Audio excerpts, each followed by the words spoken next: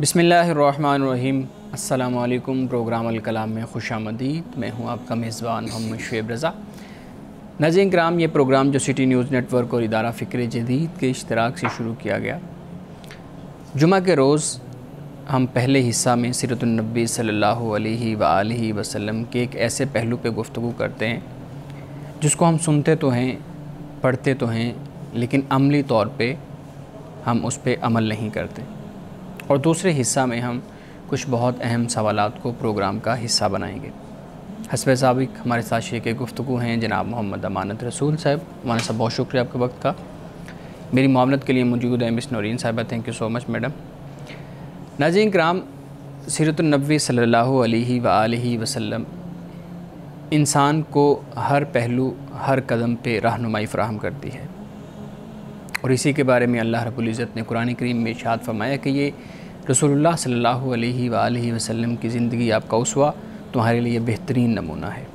लेकिन आम तौर पे हम देखते हैं कि सीरतुन नबी के बहुत से पहलू ऐसे होते हैं, बहुत से मौज़ूआत ऐसे होते हैं जिनको हम रोज़ाना की बुनियाद पे पढ़ते भी हैं, सुनते भी हैं, लेकिन जब अमल करने की बारी आती है तो हमारा अमल उस पर नहीं होता। तो हम कोशिश करते हैं कि हर जुमा के रोज़ एक ऐसे पहलू पे गुफ्तगू की जाए जो हमारा अमली ज़िंदगी से जिसका ताल्लुक़ हो, ताकि हम अपनी ज़िंदगी के अंदर उसको नाफिज़ करके अपनी ज़िंदगी को बेहतर बना सकें। अमान साहब, आज आप बताइएगा हमारे नाज़रीन के लिए कि सीरतुन नबी सल्लल्लाहु अलैहि वालैहि वसल्लम की किस ऐसे पहलू पे गुफ्तगू करेंगे जिस पे गुफ्तगू करना आज के दौर में बहुत ज़रूरी है। बिस्मिल्लाहिर्रहमानिर्रहीम। नाज़रीन किराम, हमारी ज़िंदगी में अगर कोई मुश्किल, कोई आज़माइश, कोई इम्तिहान आता है तो हम उससे घबरा जाते हैं, परेशान हो जाते हैं, बल्कि नाशुक्रे बन जाते हैं और हौसला छोड़ बैठते हैं, और अल्लाह से अपने ताल्लुक़ को मज़बूत करने के बजाय अपने इस ताल्लुक़ को कमज़ोर कर बैठते हैं। रसूलुल्लाह सल्लल्लाहु अलैहि वसल्लम की हयात मुबारका में जो आज़माइश और जो इम्तिहानात आए हैं उनका एक हम जायज़ा लेते हैं तो गोया कि रसूलुल्लाह की तमाम ज़िंदगी का एक जायज़ा, एक रिव्यू हमारे सामने आ जाएगा। आज़माइश अगर हम देखते हैं शख्सी हवाले से, इनफरादी हवाले से, यानी रसूलुल्लाह सल्लल्लाहु अलैहि वसल्लम की अपनी ज़ात के हवाले से, तो हम ये देखते हैं कि आपकी पैदाइश से पहले आपके वालिद वफ़ात पा जाते हैं। आप जब पैदा होते हैं तो आपकी पैदाइश के बाद आपकी वालिदा हज़रत आमना, उनका इंतकाल हो जाता है, यानी कि 6 साल के थे कि जब आपकी वालिदा वफ़ात पा गई। 8 साल के हुए तो आपके दादा हज़रत अब्दुल मुत्तलिब, उनका इंतकाल हो जाता है। हज़रत उम्मे ऐमन जो ख़ादिमा भी थी, वो कहती हैं कि मैंने ख़ुद रसूलुल्लाह सल्लल्लाहु अलैहि वसल्लम को, कि जब आप 8 साल के थे, कि जब आपके दादा अब्दुल मुत्तलिब का जनाज़ा जब उठाया गया और घर से जब निकला, लोगों ने उठाया तो नन्हे मोहम्मद बिन अब्दुल्ला सल्लल्लाहु अलैहि वसल्लम आप रोते हुए और अपने दादा को पुकारते हुए उनके जनाजे के पीछे जा रहे थे, दौड़ रहे थे, और रोते हुए दौड़े चले जा रहे थे। ये हज़रत उम्मे ऐमन रिवायत करती हैं। ये रसूलुल्लाह सल्लल्लाहु अलैहि वसल्लम की ज़िंदगी में यानी इनफरादी और शख्सी आज़माइश हमें नज़र आती है। जब हम समाजी और माशरती हवाले से देखते हैं तो शेब अबी तालिब में जो सोशल बाइकॉट, यानी कुरैश ने आपसे बाइकॉट किया, यानी सिर्फ़ आपसे नहीं बल्कि बनु हाशिम और बनु अब्दुल मुत्तलिब, इनके जितने भी रिश्तेदार और लोग थे, इनसे बाइकॉट किया, और ये बाइकॉट 3 साल तक जारी रहा। आप इसे सोशल बाइकॉट कह सकते हैं, माशरती मुकाता। वो मुकाता ये था कि कोई ख़रीदो फ़रोख्त नहीं करेगा, कोई मेल जोल नहीं रखेगा, यहाँ तक कि कोई रिश्ता ना देगा और ना इनसे लेगा, यानी कोई निकाह नहीं होगा। ये सिलसिला 3 साल तक जारी रहता है। सहाबा इकराम रिदवानुल्लाह तआला अलैहिम अजमईन और ख़ुद रसूलुल्लाह सल्लल्लाहु अलैहि वसल्लम की ज़ात अक़दस बयान किया जाता है कि पत्ते खाकर गुजारा किया गया, और इसी तरह जो चीज़ मिलती, जो हलाल और जायज़ होती, उसको मुसलमान खा लिया करते थे, और इस तरीके से 3 साल गुजारे गए। और इसी अरसे में ही फिर हज़रत खदीजतुल कुबरा रज़ियल्लाहु तआला अन्हा, हज़रत अबू तालिब का भी इसी के बाद या इसी के दौरान कहीं आखिर में जाकर उनका इंतकाल हो जाता है। तो रसूलुल्लाह सल्लल्लाहु अलैहि वसल्लम उसी साल को आमुल हुज़्न यानी दुख का साल करार देते हैं। تو یہ دو شخصیات تھیں جو رسول اللہ کے ساتھ تھی اور وہاں پر ان کا اثر رسوخ بھی بہت زیادہ تھا، تو ان کا ایک بڑا سہارا دنیاوی طور پر رسول اللہ صلی اللہ علیہ وسلم کو حاصل تھا۔ یہ سماجی اور معاشرتی امتحان اور آزمائش آپ اس کو کہہ لیجیے۔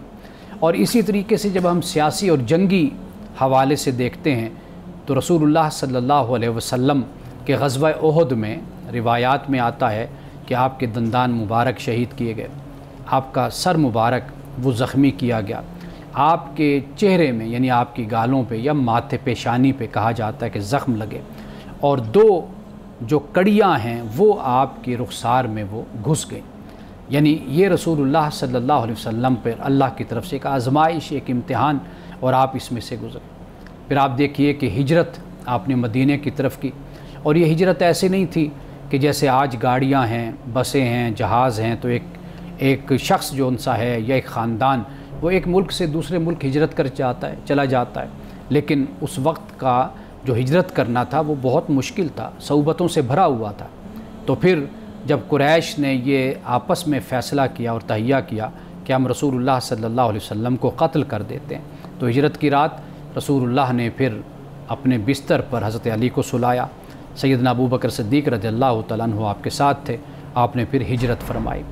اب یہ ہجرت کرتے ہوئے یعنی مکہ سے آپ کا یہ سفر شروع ہوا، اور پھر اس کے بعد آپ غار ثور میں پہنچے، پھر غار ثور سے پھر آگے آپ مدینہ المنورہ پہنچے۔ تو یہ رسول اللہ صلی اللہ علیہ وسلم کی زندگی ہم ہجرت تک دیکھتے ہیں، یعنی اس میں آپ دیکھیے کہ آزمائشیں بھی ہیں، امتحانات بھی ہیں، اور پھر اس کے بعد جب مدینہ کی زندگی ہے تو وہاں پر بھی یہود ہیں، نصارہ ہیں، دوسرے قبائل ہیں، منافقین ہیں، یعنی مکہ سے زیادہ آزمائش اور امتحان پھر مدینہ میں ہمیں نظر آتے ہیں۔ اور پھر صلح حدیبیہ کا واقعہ ہوتا ہے یعنی 7 ہجری کو، آپ اس میں دیکھ لیجئے کہ کتنا مشکل فیصلہ رسول اللہ صلی اللہ علیہ وسلم کو کرنا پڑا، آپ نے فیصلہ فرمایا، اور آپ یہ بھی دیکھیے کہ یہ ایسا فیصلہ تھا کہ جس پہ صحابہ اکرام رضوان اللہ تعالیٰ علیہم اجمعین بھی پریشان ہو گئے۔ تو یہ آپ کی زندگی جو خاص طور پر 23 سال کی زندگی ہمیں مکہ کے 13 سال اور مدینہ کے 10 سال ہمیں نظر آتے ہیں، تو وہاں پر رسول اللہ صلی اللہ علیہ وسلم کی زندگی صعوبتوں سے، آزمائشوں سے، امتحانات سے بھری ہوئی زندگی نظر آتی ہے۔ لیکن آپ یہ بھی دیکھیے کہ جب بھی کوئی تکلیف آتی، کوئی مصیبت آتی، کوئی آزمائش آتی، تو سب سے پہلے رسول اللہ کی بارگاہ میں حاضری دیتے، یعنی مصلی بچھا لیتے اور دعا کرتے، نفل پڑھتے، اللہ تعالیٰ سے اس مشکل میں اور اس آزمائش میں اللہ تعالیٰ سے دعا کرتے کہ اللہ تو میری مدد فرما۔ یعنی دنیاوی لحاظ سے جو وسائل ہوتے، جو بندوبست ہوتا، جو حکمت عملی ہوتی، وہ بھی آپ ضرور بنایا کرتے تھے، لیکن اس کے ساتھ ساتھ آپ اللہ تعالیٰ سے دعا کا سلسلہ بھی جاری رکھتے۔ اب طائف میں جب آپ تشریف لے گئے، وہاں پر جو آپ کو تکالیف پہنچائیں گئی، ان کی طرف سے جسمانی تکالیف دی گئی، تو وہاں پر اللہ سبحانہ وتعالیٰ کی بارگاہ میں آپ نے یہ دعا کی، اے اللہ اگر تو مجھ سے راضی ہے تو پھر مجھے دنیا کی ان تکلیفوں کی کوئی پرواہ نہیں ہے، اگر تو مجھ سے خوش ہے اور تو مجھ سے راضی ہے اور تو مجھ سے ناراض نہیں ہے تو پھر مجھے دنیا کی ان تکلیفوں کی اور مجھے کسی شخص کی بھی کوئی پرواہ نہیں ہے۔ اور پھر ہم یہی دیکھتے ہیں کہ ہجرت کی رات کہ رسول اللہ صلی اللہ علیہ وسلم کے جب سیدنا ابو بکر صدیق آپ کے ساتھ ہیں غار ثور میں، اور اس وقت آپ پریشان ہوئے حضرت ابو بکر کہ جب دشمنان اسلام غار کے دہانے پر پہنچ چکے تھے اور ان کی آوازیں آ رہی تھیں تو پریشان ہوئے۔ قرآن کہتا ہے اذ یقول لصاحبہ لا تحزن ان اللہ معنا، کہ یاد کرو اس وقت کو کہ جب رسول نے اپنے صاحب سے یہ کہا تھا کہ لا تحزن ان اللہ معنا، کہ گھبراؤ نہیں، اللہ ہمارے ساتھ ہے۔ تو یہ رسول اللہ صلی اللہ علیہ وسلم کی اللہ سے ایک دعا بھی ہے، اللہ سے ایک ربط اور تعلق بھی ہے۔ اور پھر آپ دیکھیے کہ ان آزمائش اور امتحانات میں جو ثابت قدمی کی بات ہے، حضرت ابو طالب کا ہم نے یہاں پر ذکر کیا کہ آپ کے پاس کفار آئے، رؤساء آئے، انہوں نے کہا کہ بھئی اپنے بھتیجے کو منع کر دو، اگر وہ عرب کی کسی خاتون سے شادی کرنا چاہتا ہے ہمیں بتا دے، ہم اس کی شادی کروا دیں گے، دولت چاہتا ہے دولت دے دیں گے، اقتدار چاہتا ہے اقتدار دے دیں گے، لیکن جو یہ دعوت دین کا کام کر رہا ہے اس سے اس کو منع کر دو۔ حضرت ابو طالب نے یہ بات اپنے بھتیجے حضرت محمد صلی اللہ علیہ وسلم کے سامنے رکھی، تو آپ کا یہ جملہ سیرت کی کتابوں میں موجود ہے کہ آپ نے فرمایا کہ اگر سورج میرے دائیں ہاتھ پر یہ لوگ رکھ دیں اور میرے بائیں ہاتھ پر چاند رکھ دیں تو میں کبھی بھی اپنے فریضہ نبوت سے باز نہیں آؤں گا۔ یہ جو سورج اور چاند کا رکھنا ہے، اس سے مراد یہ ہے کہ سارے جہاں کا اقتدار اور دولت اور پیسہ سب کچھ وہ مجھے مہیا کر دیں تو میں کبھی بھی اس سے باز نہیں آؤں گا۔ جو اللہ نے میری ذمہ داری، میری ڈیوٹی لگائی ہے تو میں اس کو کبھی نہیں چھوڑوں گا۔ رسول اللہ صلی اللہ علیہ وسلم کی آنکھوں میں آنسو آ گئے۔ حضرت ابو طالب نے جب اپنے بھتیجے کو روتے ہوئے دیکھا تو فرمایا کہ بیٹے، اے میرے بھتیجے، آپ پریشان نہ ہو، جو اللہ نے آپ کے سپرد جو ذمہ داری لگائی ہے، جو آپ اپنی ذمہ داری خیال کرتے ہیں، آپ اس کو پوری تندہی سے اور جرت سے اور بہادری سے آپ اس ذمہ داری کو ادا کریں۔ آپ کا کوئی بال بیکا نہیں کر سکتا، کوئی آپ کو تکلیف نہیں پہنچا سکتا۔ تو یہ رسول اللہ صلی اللہ علیہ وسلم کی زندگی سے سبق ہمیں ملتا ہے کہ ہم چھوٹی چھوٹی تکلیفوں پر پریشان ہو جاتے ہیں۔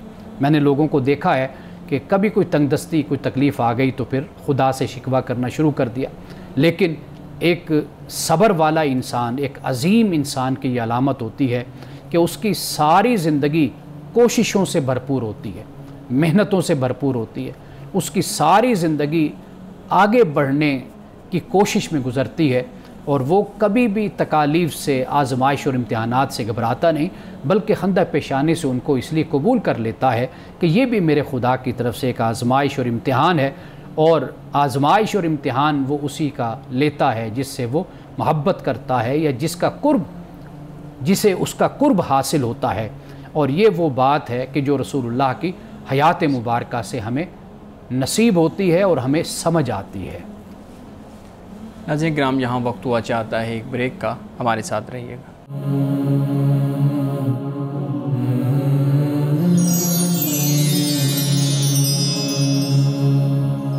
پروگرام میں ایک دفعہ پھر خوش آمدید۔ ہمارے صاحب بہت شکریہ، ایک بہت ہی اہم موضوع۔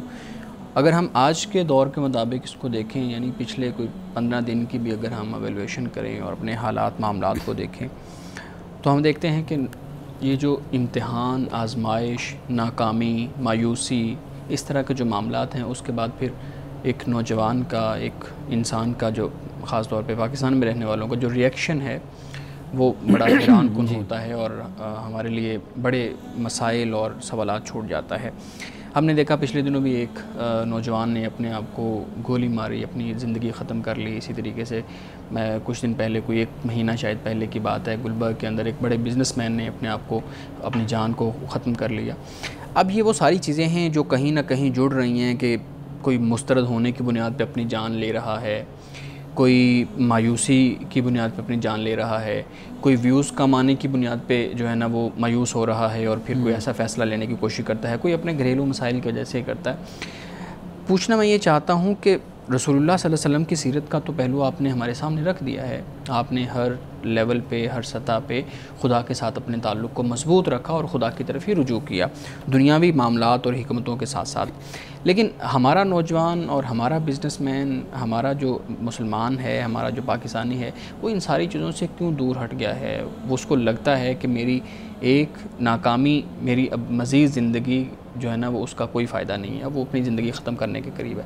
یہ جو مینٹلٹی ہے، یہ جو سوچ ہے، یہ جو نفسیات ہیں، یہ نوجوانوں کے اندر کیسے پیدا ہو رہی ہیں اور اس کے دوررس نتائج آپ کیا دیکھتے ہیں؟ دیکھیے، اس کی بنیادی وجہ ہمارا باہمی ربط کمزور ہونا ہے، ایک دوسرے کے ساتھ تعلق، رابطہ، ملنا جلنا، بیٹھنا اٹھنا، گفتگو، دوستیاں، جو ایک وقت تھا کہ ہم ایک دوسرے کو مصروف رکھتے تھے، ایک دوسرے کو وقت دیتے تھے، ملتے تھے، باتیں ہوتی تھیں، گفتگو ہوتی تھی۔ یعنی مثال کے طور پر اگر آپ خاندانی سطح پر اگر آپ یہ دیکھیے تو مشترکہ طور پر بیٹھنا، اکٹھے کھانا، گفتگو کرنا ایک دوسرے کے ساتھ، اور گھر میں بڑے بزرگوں کا ہونا، ان کے ساتھ پھر چھوٹوں کا، اپنے چھوٹوں کو کہنا، یعنی ماں باپ کا بچوں کو کہنا کہ دادا کے پاس جاؤ، نانا ہے، نانی ہے، دادی ہے، یا بڑے بھائی ہوتے ہیں، تایا ہوتے ہیں، ان کے پاس جاؤ، بیٹھو، ان کی خدمت کرو، ان کی باتیں سنو۔ ایک دوسرے کے ساتھ جو ربط اور تعلق ہے، یہ ایک تو ہمارا یہ سب سے بڑا مسئلہ ہے۔ دوسرا یہ ہے کہ جو جذبات ہیں، ان کی جو ٹریننگ اور تربیت ہوتی ہے وہ ہمارے معاشرے میں نہیں ہے، جذباتی تربیت، ٹھیک ہے؟ یعنی آپ 2 شخصوں کو دیکھ لیں نا، ہم اس پر بہت دفعہ بات ادارے میں کر چکے ہیں بیٹھ کر وہاں پر پروگراموں میں، کہ 2 لوگ ہیں نا، ایک شخص وہ ہے کہ جو بروکن فیملی کا ہے، یعنی اس نے دیکھا کہ میرے ماں باپ کی ساری زندگی آپس میں نہیں بنی، آپس میں لڑتے رہے، الجھتے رہے، علیحدہ علیحدہ رہے، وہ بچہ بھی علیحدہ رہا۔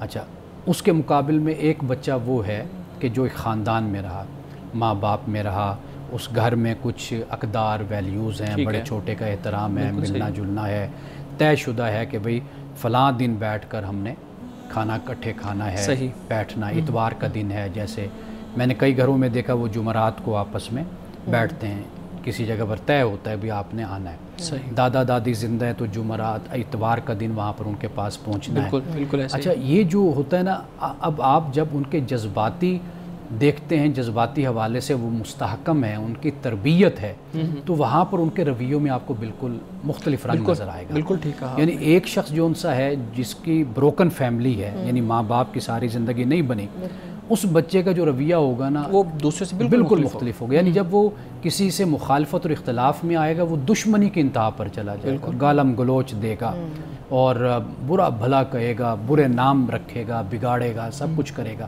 لیکن دوسری طرف جب آپ دیکھیں گے کہ جو شخص ایک خاندان میں پلا ہے، بڑا ہے، وہاں پر کچھ نارمز ہیں، ویلیوز ہیں، آپ دیکھیں گے اس کے خوشی کا انداز بھی مختلف ہوگا اور اس کے غصے کا انداز بھی مختلف ہوگا۔ تو اصل میں اپنے بچوں کو ہمیں اس چیز کی ٹریننگ دینی چاہیے کہ بیٹا یہ جو آپ کے جذبات ہیں، کامیابی سے وابستہ ہوتے ہیں، ناکامی سے وابستہ ہوتے ہیں، ان کو آپ نے کس طریقے سے انگیج کرنا ہے، مینیج کرنا ہے، ایڈجسٹ کرنا ہے۔ یہ چونکہ ہمارے معاشرے میں اس طرح کی تربیت نہیں ہو رہی، جس کی وجہ سے یہ مسائل ہمارے ہاں پیدا ہو رہے ہیں کہ بچے خودکشی کی طرف آتے ہیں۔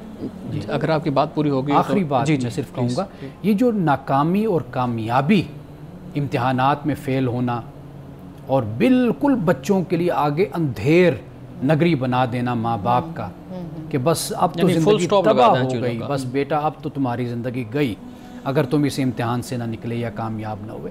تو اس طرح کی جو ہماری مینٹیلٹی اور ایٹیچیوڈ ہے ماں باپ کا خاص طور پر، اس نے در حقیقت بہت مسائل ہمارے ہاں پیدا کی۔ صحیح، آپ نے بات شروع کی ایک مشترکہ ایک محفل سے، مجلس سے، کہ گھروں کے اندر یہ چیزیں تھیں تو اس وقت اس طرح کے مسائل نہیں تھے، اب چونکہ یہ چیزیں نہیں ہیں تو اس طرح کے مسائل پیدا ہو رہے ہیں۔ ہمارے ہاں جو مشترکہ فیملی کا نظام ہے اس کے نقصانات بہت زیادہ بیان کیے جاتے ہیں، اور عام طور پہ ہم نے دیکھا بھی ہے کہ ہمارے مذہبی جو لوگ ہیں وہ اس چیز کو بیان کرتے ہیں کہ رسول اللہ صلی اللہ علیہ وسلم یا جو اسلام کا خاندانی نظام ہے وہ مشترکہ نظام نہیں ہے، بلکہ وہ میاں بیوی ہیں اور بچے ہیں ان کے، اور وہ الگ ہیں۔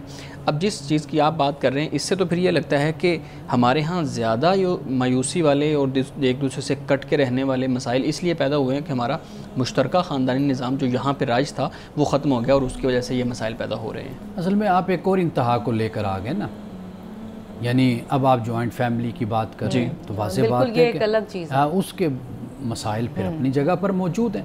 میں تو یہ عرض کر رہا ہوں نا کہ آپ کے بڑے ہیں، بے شک وہ آپ سے دور ہیں اور وہ آتے ہیں، ملنا آپ کے جلنا پاس ہونا چاہیے، ملنا جلنا ہو، بچوں کو پتہ ہو کہ ایک ہمارا رابطہ ہے، تعلق ہے، وہ ہمارے تایا جان ہیں، ہمارے نانی ہیں، بڑے ہیں، ہم نے ان کے پاس جانا ہے، ان سے ملنا ہے، بیٹھنا، وہ ہمارے پاس جب آئیں بچے ان کے پاس بیٹھیں، ان کو ٹائم دیں، ان سے بات کریں، سنیں۔ یہ جو چیز ہے میں اس کی بات کر رہا ہوں، یہ بالکل یا منتھلی بیسس پہ ملنے کو کہہ رہے ہیں، ہاں گیٹ ٹوگیدر، منتھلی ہو یا ویکلی ہو، جب بھی ہو، مطلب یہ ہے کہ تربیت میں چیز شامل ہو کہ انہوں نے ملنا ہے، ایک کھینچ ہے، ایک تعلق ہے، یہ آپس میں ہونا چاہیے۔ یہ میں اس کی بات کر رہا ہوں۔ دیکھیے جوائنٹ فیملی ہونا نہ ہونا اس کا اسلام سے کوئی تعلق نہیں، یہ آپ کی اپنی معاشرت سے اس کا تعلق ہے۔ اگر اس کی خرابیاں آپ کو نظر آ رہی ہیں تو آپ ان خرابیوں کا علاج کرتے ہیں، تو آپ کو باقی دوسرا راستہ بھی آپ کے پاس موجود ہے، آپ اس کو اختیار کر لیجئے۔ جوائنٹ فیملی میں یہ ہو جاتا ہے کہ 3-4 لوگ اگر کمانے والے ہیں تو ان کی کمائی ایک ہاتھ میں چلی جاتی ہے، تو وہ گھر اچھے طریقے سے، سکھی طریقے سے چل جاتا ہے۔ یعنی مثال کے طور پر دادی ہے گھر میں موجود ہے، یا ساس ہے، یا کوئی بھی بڑی بہو کو سپرد کر دیا جاتا ہے، تو وہ گھر ذرا اچھے طریقے سے چل جاتا ہے، کم آمدنی والا بھی ایڈجسٹ ہو جاتا ہے، زیادہ آمدنی والا بھی ایڈجسٹ ہو جاتا ہے، جہاں اس کے نقصانات وہاں اس کے فوائد بھی اس کے اپنی جگہ۔ یعنی مثال کے طور پر ایک فائدہ آپ دیکھ لیجئے کہ ایک فرد ہوتا ہے، وہ گھر میں کوئی خاتون بیمار ہو، کوئی بچہ بیمار ہو، وہ اس کو لے کر چلا جاتا ہے۔ اگر کوئی علیحدہ رہ رہا ہوگا، اب اس ماں کو بھی ڈیوٹی دینی ہے، باپ کو بھی پہنچنا ہے، جی گھر کا بندہ بیمار ہے، اس کو لے کر جانا ہے ڈاکٹر کے پاس، وہ دفتر بھی چھوڑے گا، اپنا کام چھوڑ کر پہنچے گا. کئی فوائد بھی ان چیزوں کے ہیں، ٹھیک، لیکن اس کے نقصانات بھی اپنی جگہ پر ہیں. بالکل ٹھیک ہے. جی آپ جی آپ امتحان کو کس نظر سے دیکھتے ہیں؟ جو آزمائش ہے، یعنی یہ کامیابی یا ناکامی کا ایک پیمانہ ہے، یا اس کے علاوہ بھی ہم اسے کسی طریقے سے دیکھ سکتے ہیں؟ دیکھیے، ایک تو کامیابی اور ناکامی ہے نا، میں تو کہتا ہوں ناکامی تو کچھ نہیں ہے، اصل وہ تو ایک سبق ہے. اور کئی دفعہ ایسے ہوتا ہے کہ اللہ تعالیٰ نے آپ کے لیے بہت اچھا لکھ رکھا ہوتا ہے. یہ ہماری زندگی کے تجربات ہیں کہ مثال کے طور پر آج سے 20-25 سال پہلے کوئی فیصلہ کرتے ہوئے غلطی ہو گئی، دل ٹوٹا اور پریشانی اس وقت ہوئی، لیکن اللہ نے 20-25 سال کے بعد کہیں بہتر فیصلہ فرما دیا. اب انسان یہ سوچتا ہے کہ اگر وہ فیصلہ اسی کے مطابق ہو جاتا جو میں نے چاہا تھا تو شاید آج میں سکھی نہ ہوتا، یہ چیزیں میرے پاس نہ ہوتی. تو یہ میرا خیال ہے کہ انسان آخر حد تک اس بات کی کوشش ضرور کرے، اور کرنا چاہیے اس کو، کہ وہ محنت کرے، کوشش کرے اور درست فیصلہ کرنے کی طرف جائے، جو بھی وہ اس وقت حالات کے مطابق سمجھتا ہے اس کے مطابق وہ کرے. لیکن یہ جو ناکامی لفظ ہے نا، اس کی کوئی وقت نہیں ہے. یعنی میں دیکھتا ہوں علامہ اقبال رحمۃ اللہ تعالی علیہ، انہوں نے غالباً اس وقت ایک امتحان ہوتا تھا جیسے CSS کا امتحان ہوتا ہے، تو اس میں وہ نہیں کامیاب ہو سکے. اچھا دیکھیں، اللہ تعالیٰ نے پھر ان کے لیے کیا جگہ رکھی ہوئی تھی. یعنی اس سے تو یہی ثابت ہوا نا کہ ہم کسی ایک پوائنٹ سے یا ایک امتحان میں اگر کامیاب نہیں ہو سکے تو یہ ہماری قابلیت کا اس سے اندازہ نہیں کیا جا سکتا. بالکل نہیں، ہم کسی دوسرے اینگل سے سامنے آ سکتے ہیں. یہ بھی ایک بہت غلط طریقہ ہے ہمارے تعلیمی اداروں میں کہ ہم نے سارے بچوں کے لیے ایک معیار بنایا ہوا ہے کامیابی کا. جو بچہ شرارتی، ہم کہتے ہیں کہ یہ نالائق، حالانکہ شرارتی زیادہ ذہین ہوتا ہے، اس کو وہ کسی اور معاملے میں ذہین ہوگا، اس کی شرارت کے مطابق اس کو کام دیا جائے. آپ دیکھیے، اب میں نے دیکھا ہے کہ بچے کئی کتابی نہیں ہوتے لیکن وہ انتظامی طور پہ بہت اچھے ہوتے ہیں. انتظامی حوالے سے یا اس کے علاوہ یعنی فائن آرٹ میں وہ بڑے اچھے ہوتے ہیں. آپ ان سے تصویریں بنوا کر دیکھ لیں، آپ ان سے کیمرہ مینی کروا کر دیکھ لیں، آپ ان سے گٹار اور یہ جو چیزیں ہوتی ہیں موسیقی کے آلات، وہ ان سے بجوا کر آپ دیکھ لیجئے، بڑی مہارت ان کے اندر ہوتی ہے. تو لہٰذا ایک معیار ہرگز نہیں بنانا چاہیے. صحیح. ناظرین کرام، گفتگو ابھی جاری ہے، یہاں وقت ہوا چاہتا ہے ایک بریک کا، ہمارے ساتھ رہیے گا.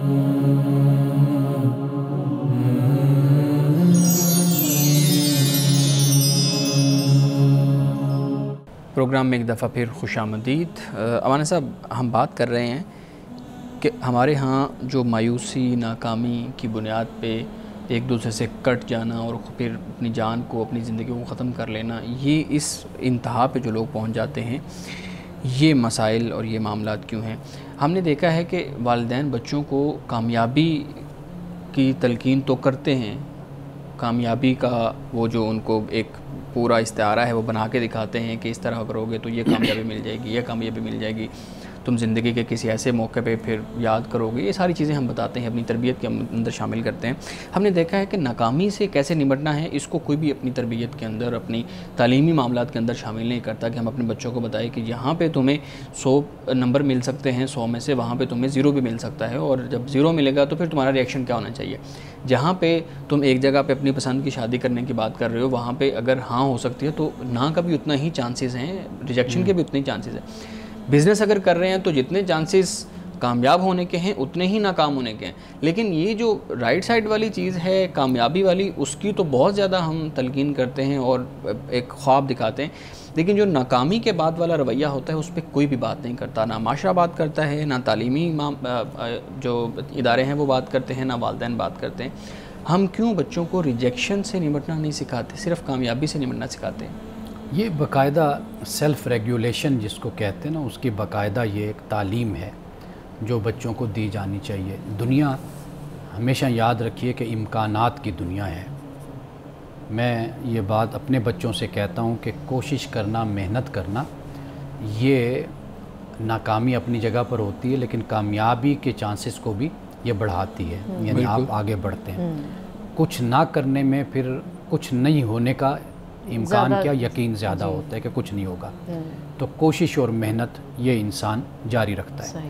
اور انسان کی محنت اور کوشش، جیسے میں نے سیلف ریگولیشن کہا، یہ ہوتا ہے کہ جو جذبات ہیں انسان کے، احساسات ہیں، ان کی ٹریننگ، ان کی تربیت، یعنی غصہ کیا ہے، آپ اس کو کس طرح قابو کر سکتے ہیں. جیسے رسول اللہ نے تربیت کی بتایا، جیسے آج ہم سیرت پہ بات بھی کر رہے ہیں، تو آپ دیکھیے کہ کس طرح آپ نے غصہ کنٹرول کرنے کا، اینگر مینجمنٹ جس کو کہا جاتا ہے، وہ کیا طریقہ آپ نے بتایا کہ بھئی آپ پانی پی لو، اس سے غصہ اتر جاتا ہے، جگہ بدل لو، جگہ بدل لو اپنی، یا آپ کھڑے ہو تو بیٹھ جاؤ، بیٹھے ہو تو لیٹ جاؤ، یہ تربیت دے دی گئی. یا غصہ جہاں پر آپ کو آیا وہ جگہ آپ چھوڑ دیں، وہاں سے اٹھ کر کہیں چلے جائیں، اس سے غصہ ختم ہو جاتا ہے. تو مطلب یہ ہے کہ یہ جو ہم بچوں کو یہ بتائیں کہ یہ شخصیت کا یا انسان کا حصہ ہیں، اس کی ذات کا، کہ اس کو غصہ بھی آتا ہے، اس میں جیلسی بھی پیدا ہوتی ہے، اس میں مسابقت کا احساس اور جذبہ کمپٹیشن کا یہ بھی پیدا ہوتا ہے. اسی طرح انسان ہی کی زندگی میں کامیابی بھی ہوتی ہے، ناکامی بھی. یہ بھی خدا کا ایک پورا نظام ہے. یعنی مثال کے طور پر سارے یہ چاہیں کہ بھئی وہ کامیابی کے اوپر پہنچ جائیں، تو پھر دنیا کا نظام کیسے چلے گا؟ کچھ تو کیٹیگرائز کرنا پڑے گا نا. یعنی اچھا، پھر اسی طرح ایک آپ کا ایپٹیچیوڈ ہے یا آپ کی ایک ذوق ہے آپ کا، اب وہ ذوق آپ کو تقسیم کر دیتا ہے. یعنی کوئی ڈاکٹر بننا چاہتا ہے، کوئی انجینئر بننا چاہتا ہے، کوئی اسکالر بننا چاہتا ہے، کوئی میڈیا کی لائن میں آنا چاہتا ہے، کوئی صحافی بننا چاہتا ہے، کوئی وکیل، کوئی جج. ٹھیک ہے نا. اگر یہ چیز نہ ہوتی، ایک ہی ذوق کے سارے لوگ ہوتے اور ایک ہی صلاحیتوں کے سارے لوگ وہ نہ ہوتا تو پھر کیا، پھر معاملات بگڑ جاتے ہیں. اب یہ جو تقدیر کا لفظ بولا جاتا ہے نا عربی میں، اور جس پر ہم بڑی بحث بھی کرتے رہتے ہیں، اور خاص طور پہ آپ بڑے سوال کرتے ہیں اس پر، تو یہ تقدیر بھی اصل میں اسی چیز کا نام ہے نا. یعنی اللہ نے یہ مختلف ٹیلنٹ اور مختلف صلاحیتیں انسانوں کو دے دی ہیں، اور ایک حد تک ایک چیز کو ظرف کے مطابق اللہ نے کر دیا. اب وہ یہ تقدیر ہوگی نا. اب یہ جو پیمانہ ہے در حقیقت اسی سے دنیا کا نظام چلتا ہے. اگر یہ کچھ ذوق اور یہ مزاج نہ ہوتے تو پھر دنیا کا نظام کیسے چلنا تھا؟ تو لہٰذا بچوں کو اس طریقے سے سمجھایا جانا چاہیے کہ بیٹا آپ محنت کر رہے ہیں، آپ میں صلاحیت ہے، سب کچھ ہے، ممکن ہے کہ یہ شعبہ آپ کے لیے نہ ہو، ٹھیک ہے، کوئی بات نہیں ہے. اور جو آپ کر چکے ہیں، جو محنت، اس کا ایک نیا رخ اور ایک نیا بینیفٹ آپ کو مل جائے گا، کسی اور راستے سے آپ کو عطا کر دیا جائے گا. ہم زیادہ بات بچوں پہ کر رہے ہیں، میرے خیال میں نوجوان اور بڑی عمر کے لوگ بھی ابھی اس تنہائی کی وجہ سے خودکشی کر رہے ہیں. وہی یعنی نوجوان میرے لیے تو بچے ہی ہیں. آپ یعنی جن کیسز کا آپ نے ذکر کیا ہے، ایک کیس ہوا نا کہ شاید آپ نے دیکھا، یعنی کہ وہ پراپرٹی ڈیلر نوجوان تھا، تو وہ کوئی اس کو لاس ہوا ہے ریئل اسٹیٹ میں، بزنس میں، اس نے خودکشی کر لی. ملتان کا نوجوان تھا. تو اس حوالے سے یعنی یہ اس طرح کے پچھلے ہفتے میں صرف یہ ایک کیس نہیں ہے، اور بھی کئی کیسز اس طرح کے ہمارے سامنے آئے ہیں نوجوان.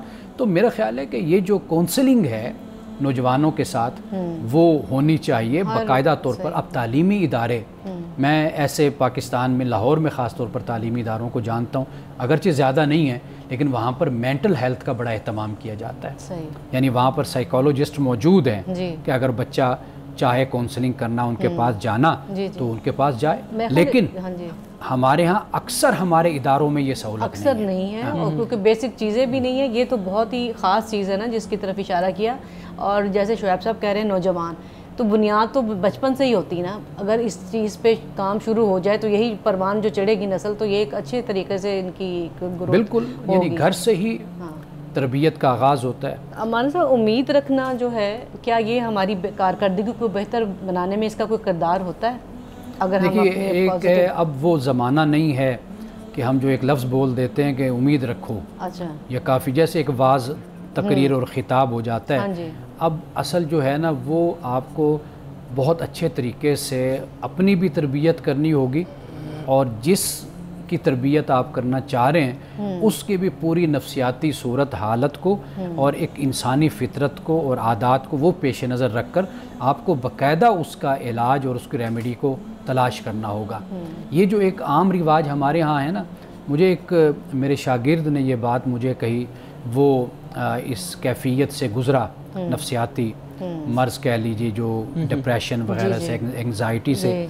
تو وہ کہنے لگا کہ سر یہ جو نصیحتیں اور باتیں ہوتی ہیں نا اس کیفیت میں یہ کوئی اثر نہیں کام نہیں آتی بالکل، بلکہ یہ زیادہ بندے میں چڑچڑاپن پیدا کرتی یہ نصیحتیں، زیادہ اکتاتا ہے انسان ان باتوں سے، خاص طور پہ ایسے ڈپریشن انگزائٹی میں اور ڈپریشن میں کہتا ہے کہ یہ کسی معذرت سے میں لفظ بول رہا ہوں کسی مولوی کے سپرد اس بندے کو نہ کیجئے جو انگزائٹی کا ہو ڈپریشن کا ہو، اس کو اگر سپرد آپ نے کرنا ہے نا تو وہ پھر جو نفسیاتی ماہر ہے بالکل سائیکالوجسٹ ہے پھر اس کے سپرد کیجئے، کیونکہ یہ فقط مثال کے طور پر میں آپ کو بتاؤں کہ یہ انگزائٹی یا ڈپریشن والے لوگ نعوذ باللہ کبھی گستاخی بھی کرتے ہیں، یعنی منہ سے ایسے جملے نکال بیٹھیں گے، مذہب کی توہین کر دیں گے، بول دیں گے، اپنے جذبات پہ قابو نہیں نہ ہوتا ہے ان کا۔ قابو کے علاوہ یہ کہ جب آپ بیٹھ کر اس کے سامنے باتیں یہ کریں گے وہ کہے گا یار میری تکلیف کچھ اور ہے اور یہ مجھے بیٹھ کر قرآن و حدیث سنا رہے ہیں، تو پھر اس کے منہ سے نازیبا جملے نکلتے ہیں۔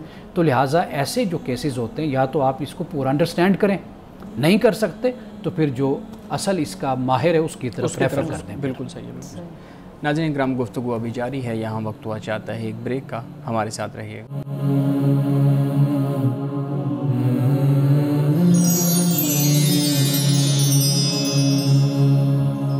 پروگرام میں ایک دفعہ پھر خوش آمدید۔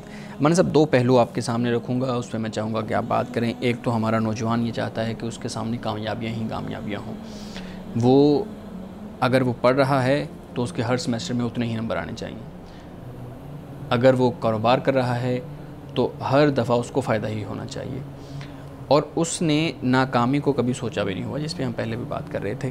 تو میں یہ پوچھنا چاہوں گا کہ یہ جو نوجوانوں کے ذہن میں فوراً کامیاب ہونے والا جو عنصر ہے ان کے ذہن میں بیٹھ گیا ہے کہ فوراً کامیاب ہونا ہے، اگر آپ نے 25 سال کی عمر یا 30 سال کی عمر تک آپ کے پاس ایک اچھی گاڑی نہیں ہے، آپ کے پاس ایک اچھا گھر نہیں ہے، آپ کی فیملی سیٹلڈ نہیں ہے اور آپ کے پاس ایک اچھی خاصی اماؤنٹ نہیں ہے، تو اس کا مطلب ہے آپ ناکام ہیں۔ ایک تو یہ جو نفسیات ہے اس پہ بات کی جائے گا، دوسرا سوشل میڈیا کا بھی کردار ہے بچوں کو تنہا کرنے میں، نوجوانوں کو تنہا کرنے میں۔ تو آپ کیا سجیسٹ کرتے ہیں کہ سوشل میڈیا کو چھوڑ دینا چاہیے؟ حالانکہ یہ آج کل تو یہ معاملہ نہیں ہو سکتا، تو پھر اس کو کیسے ٹیکل کیا جائے، کوئی درمیانی اعتدال والا راستہ کیسے اپنایا جائے؟ اچھا، آپ کے پہلے سوال کا جواب تو یہ ہے کہ نوجوانوں کو مورد الزام نہ ٹھہرائیں، ان بیچاروں پر جو پریشر ہوتا ہے نا سماجی، سوشل اور خاندان کا اور والدین کا اور پیچھے بڑوں کا۔ ہمارے بڑے آپ بیگم جانتی ہیں کہ جب رزلٹ بچے کا آتا تھا تو فون آتا تھا کہ بھئی کتنے نمبر لیے آپ کے بیٹے نے، ہماری تو بیٹی نے اتنے نمبر لیے یا بیٹے نے یا ہمارے پوتے نے یا پوتی نے یا نواسی نے، بھائی نے یا بیٹے نے اتنے نمبر لیے، آپ کے بیٹے نے کتنے نمبر لیے۔ اب آپ مجھے بتائیے کہ جو بچہ یہ سنے گا کہ بھئی میری خالہ یا میری تائی یا میری چاچی یا مامی یا میری کسی نے بھی فون کر کے یہ پوچھا ہے، اس کا حال کیا ہوگا؟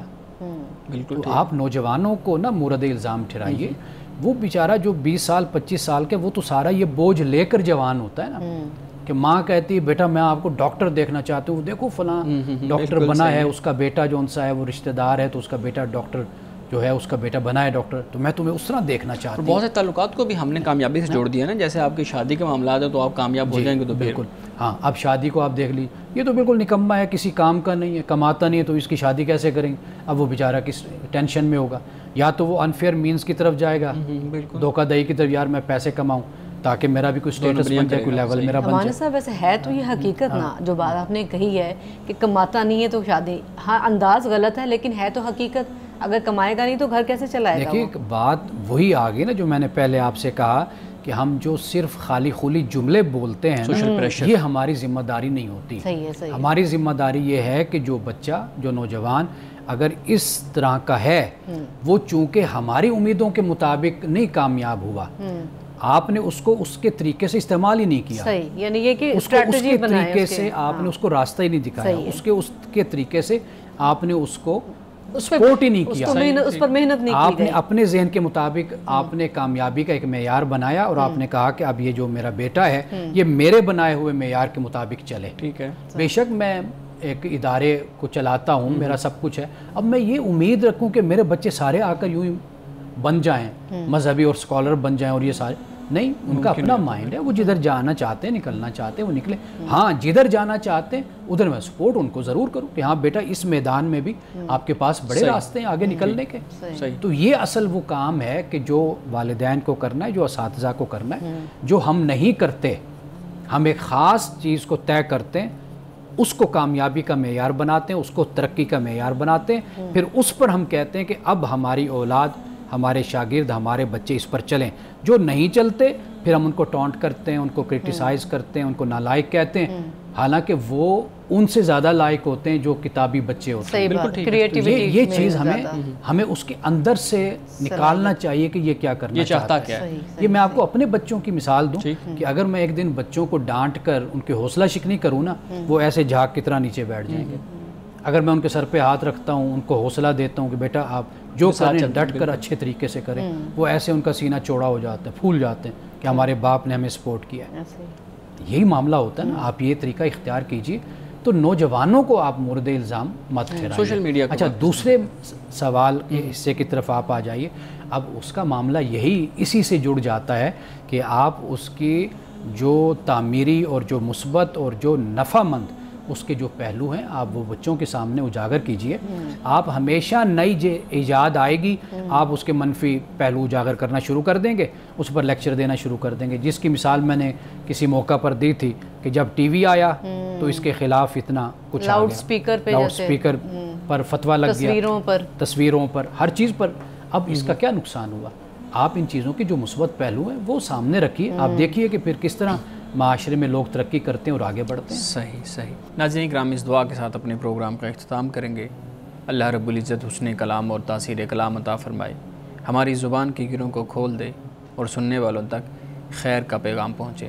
اجازت دیجیے، خدا حافظ.